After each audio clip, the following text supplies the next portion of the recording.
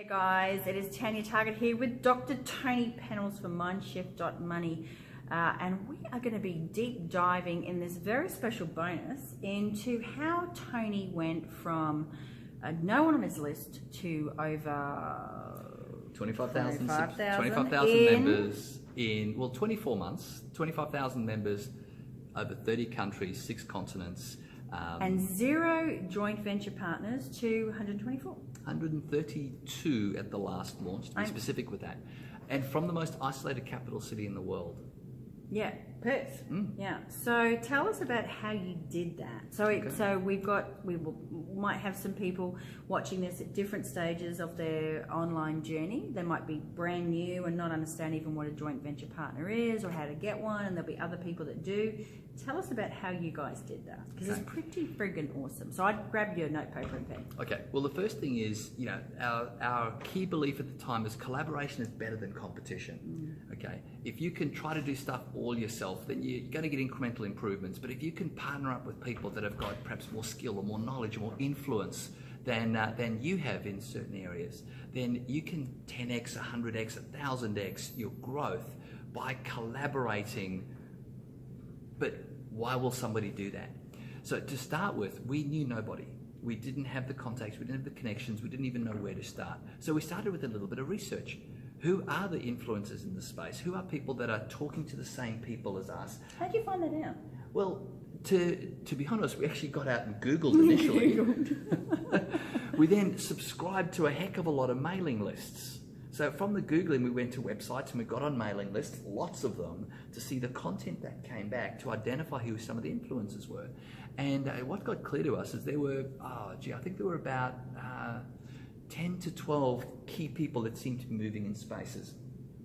And they all led tribes.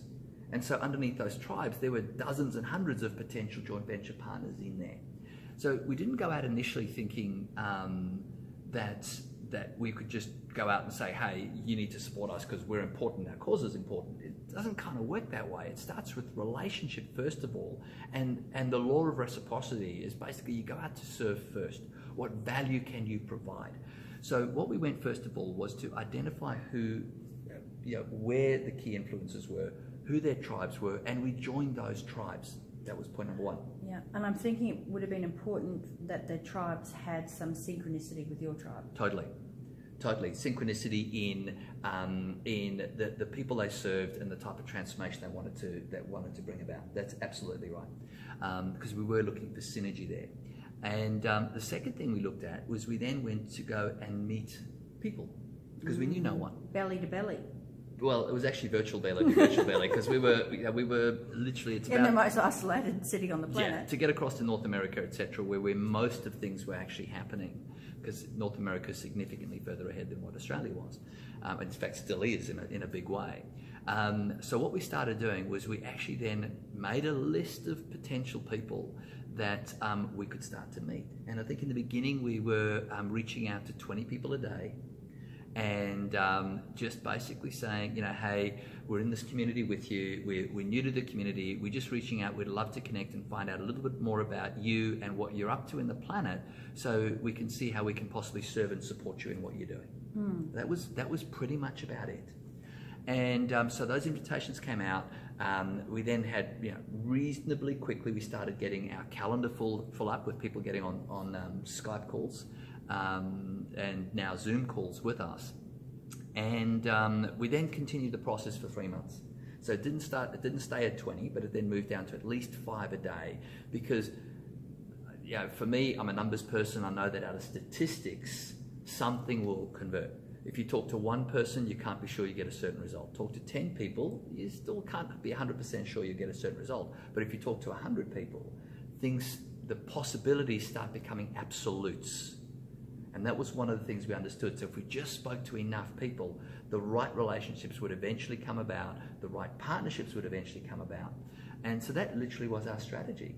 And so we started reaching out to people and finding out more about them. And what we were looking for was how we could support them in some way. It might be a piece of knowledge, it might be a connection, it might be, in some cases, it was pretty cool because we got invited to be a guest on a podcast, or we got invited to speak. Ultimately, some of the things that came about. But we were looking to serve first, and build relationship first. I think it's a really important distinction. What would you say, Tony, would be, 2 or 3 of the most biggest mistakes people make when they first start trying to form those joint venture relationships? Okay. Well, a couple of things that happened to us, and we were lucky because I tend to try to get the information first before I sort of stumble in too blindly. But one of the mistakes that happens to us quite often now is we're now influencers in our space and authorities in our space, and so people are looking to joint venture with us. And one of the things that happens is we get, first of all, we'll get a blanket email, a mass email that says, hey, I'm doing this thing, can you support my webinar, can you do this? And you don't even know the person. And you go, it's kind of obtrusive, and to be honest, it's a little rude. And that's not a good way to start a relationship. So that's mistake number 1.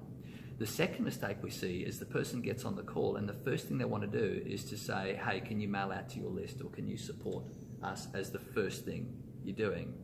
And make it feel awkward that if somehow you don't support them out the gate, that you're the bad guy. And the key thing there is they don't know you, or they don't know us in this case. They don't know, what's actually truly important to us, and not even bothering to find out. And that's not how the world works. The world works very much on relationships. People help friends, or friends help friends. And a certain degree of intimacy as well. Totally. Yeah, and an understanding. And often the other key thing is, there are some people doing some amazing work for amazing reasons, and especially in this space that we're in, which is, I hang around a lot of social entrepreneurs, a lot of transformational leaders, a lot of people that are wanting to make good, meaningful contributions on the planet. And what I usually want to know is why. What's motivated them to do that? What's the pivot? What's the thing deep in their heart that's the cause of what they want to do? And that, for me, really hits my soul, that allows me to get into a position where you go, you know what? I'll back you on that. That's how our conversations came about. That's exactly how. In fact, that's probably a good conversation. How even we met in the first place. Yeah, totally. So I met Tony only in April of last year at a convention in Phoenix, Arizona, where we are right now, and we're both from Australia, and Americans couldn't wait to introduce one Australian to another Australian, which, if you are Australian and watching this, you would know it's the last thing we actually want to do. You don't travel all that way, 13 and a half hours for myself, and I don't know how many hours from Perth, to meet another Australian. Yeah. But we kind of said hello, and then we connected on LinkedIn, and we started chatting, and then we saw each other at another event, and we started building a relationship. And then I supported a joint venture of yours because it was in alignment with what I believed in. Well, here's the interesting part. That was if I go back and remember the have I forgotten something because it's 3 a.m. in the morning? Probably. But here's the key part. The first thing is, by the way, you guys don't know. You may not know who Tanya Target is. You'll hear a bonus later if you haven't watched it yet. But Tanya is an award-winning former investigative journalist, well known in the area of media publicity training across in Australia, but she lived on the other side of the continent, so I actually didn't even know she existed on the planet. Now, that's because I was in Perth. Yeah, well, it was more the dark side of the moon that Perth actually is. Now, when Tanya and I first met, it was kind of like a whole lot of people. We were introverts by background. Both of us were sort of overwhelmed. There was like 1,200 people, and we weren't in the same circles. There was no real connection that happened out of that space, but we agreed to just connect the same way I'm talking to you guys about, which was, hey, let's connect and find out a little bit about what you're up to on the planet, right? And coming out at the time, we were a little further ahead in our launch process, our online launch, and I invited Tanya in the back just to observe the process, right? There was no actual expectation for you to promote at all, remember? There was no expectation for me to promote. In fact, what I was aiming to do was I came in very late. Well, what we were actually aiming to do was, we knew what it had taken us and the price we had paid to sort of learn and figure stuff out. And from my viewpoint, I just wanted to help. I just wanted to go and say, could it actually make a little difference in your journey, right? And you were giving me access to your email campaigns to be able to be part of it. So when I was part of a joint venture, I got to see the emails that you sent, the times of day they were sent, the number of days they were sent, so their frequency. So you could reverse engineer how many emails there were in a campaign.